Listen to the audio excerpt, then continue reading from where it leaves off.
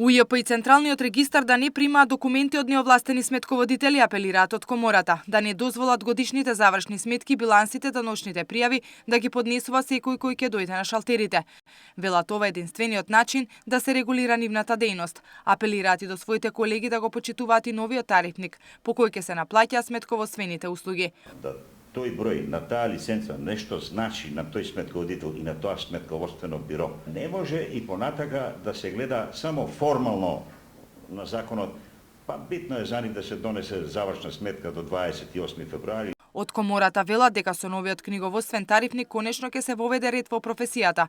Не станува збор за ценовник, туку за утврдување на минимална цена за услуга. Преку 70% беа фатени во работата на изготвување на тарифникот на овластени сметководители во државата. Значи, мислам дека нема да влие битно на малите и микро фирми. Дел од експертите пак тврдат дека со тарифникот фирмите кои досега наплаќале по пониска цена ќе се соочат со проблеми. Сметаат дека цените треба да се формираат на пазарот и различни тарифи да важат во Скопје и во другите градови. Според тарифникот, најниската цена за услуга ќе чини 2000 денари за фирми кои прават годишен промет до 400.000 денари. Најскапата ќе чини 1000 евра за компании со годишен промет над 200 милиони денари. Првично нема да има казни. Канцелариите кои ќе наплаќаат по пониска цена од пропишаниот минимум ќе пројдат само со опомена. Новиот тарифник за сметководствени услуги ќе стапи на сила на 1 јули.